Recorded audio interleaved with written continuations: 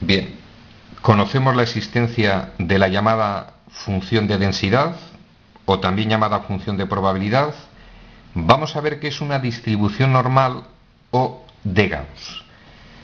Pasamos a la siguiente lámina y podéis sentaros con tranquilidad. Decimos que una distribución es normal o de Gauss. Yo en el fondo creo que se debería llamar anormal. Repito, en términos probabilísticos se llama normal, pero lo más lógico hubiera sido llamarla anormal. Ahora vais a ver por qué. Repetimos, una distribución de probabilidad de variable aleatoria continua es normal o de Gauss cuando la función de densidad es esta expresión matemática. Y ahora entenderéis que era más lógico haberla llamado anormal, porque esto de normal tiene muy poquito.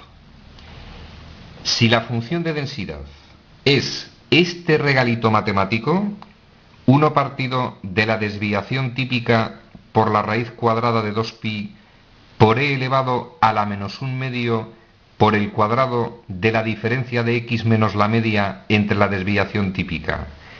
Si esta es la función de densidad, se dice que esa distribución es una distribución normal.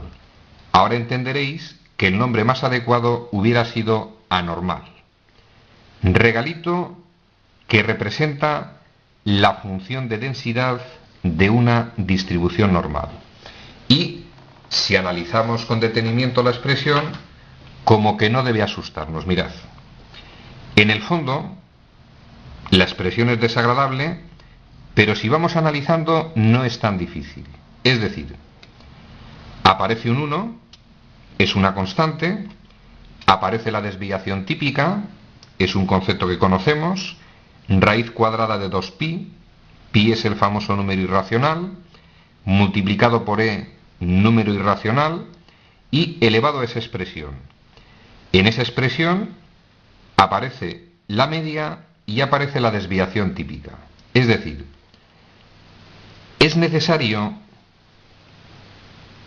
para conocer la normal, conocer los denominados parámetros. Es decir, si yo tengo una distribución de probabilidad de variable aleatoria continua y conozco la media y conozco la desviación típica, conozco toda la expresión.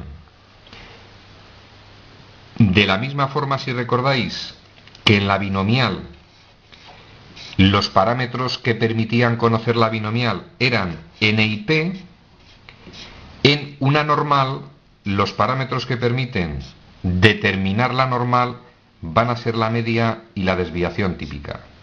Es muy frecuente encontrarnos un problema que nos dice, en una distribución normal de parámetros, un numerito y otro numerito, hallar no sé qué. Me están dando el valor de la media y me están dando el valor de la desviación típica. Conocidos esos valores, la expresión denominada función de densidad en todos los casos será conocida. Resumen al contenido de este vídeo. Os lo dije en el primer vídeo cuando hablamos de introducción a la normal. Es un tema demoledor, bastante complicadillo, y no es fácil de conocer el significado profundo de lo que quiere decir. Nos vamos a quedar con dos ideas, sin profundizar demasiado.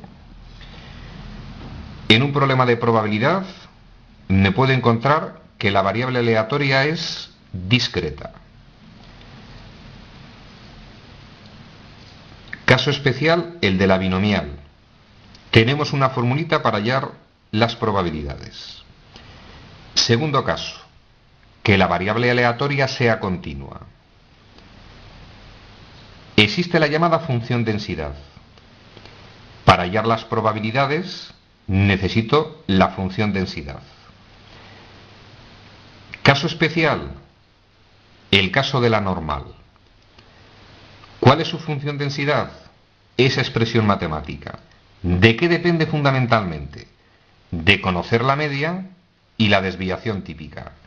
Se denominan parámetros de la normal.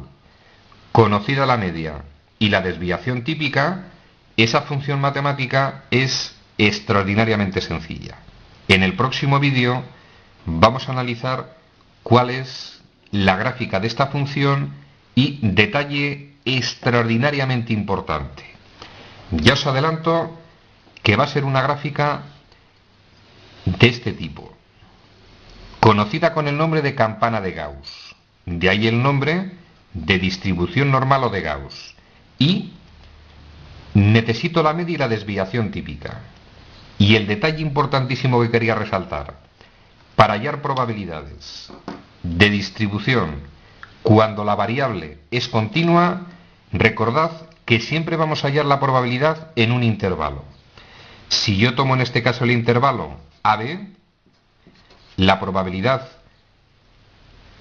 de que la variable, en este caso formada por el intervalo AB, va a tomar un determinado valor que va a ser el área que está por debajo de la función de densidad. Si nosotros hallamos en este caso el área de esta parte rayada, que está por debajo de la función densidad, el área que estoy marcando, su valor va a corresponder con la probabilidad de que la variable tome valores entre A y B. En este caso, menor o igual que B y mayor o igual que A.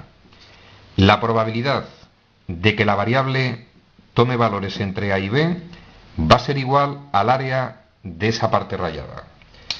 Damos el tema por concluido. En el próximo vídeo, si no habéis sucumbido, vamos a ver el estudio detenido y detallado de la gráfica de esa función. Función densidad de la llamada distribución normal. Tema concluido.